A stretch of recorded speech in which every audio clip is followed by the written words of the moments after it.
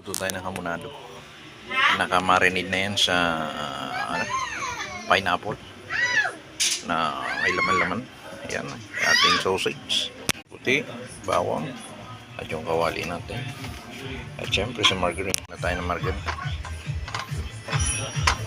Sinanda yung bawang dyan sa margarine natin. Ayan, at nilagay na natin yung bawang. Lulutuin natin yan. Tayo ng pork, hamonado, mga katyanan. Good morning, good morning. Ating kawali, i-flex lang natin. Sibuyas na puti yung ginamit natin para ma-yummy.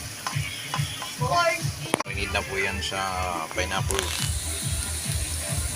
So, nilagay na po natin yung karne sa ating bawang sibuyas. Halo-haloin lang natin. At ating tatakpan muna. Halo-haloin ulit po natin. Doon na rin natin palalambutin yung sa pinagmarinate natin. Magandang klase naman yung karne ito. At save more yan, no? Pork hamonado natin.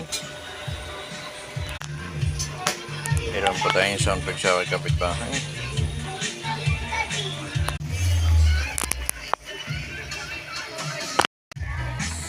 Lagyan na natin yung sausage.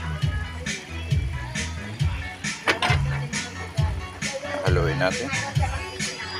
Hamonado. Okay na to. Okay na to. Good morning, good morning.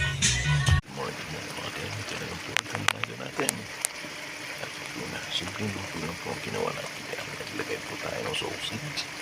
Minarinig po natin sa pinya o pineapple ang ating pong karne. Tapos tiniplahan natin at inisahan natin ang pamong sibuyas marina. Ayan kasi tugal dito ang aking good morning. Ito na yung pork hamonado natin. Good morning, good morning. Ito na yung ating pork hamonado. General Luna.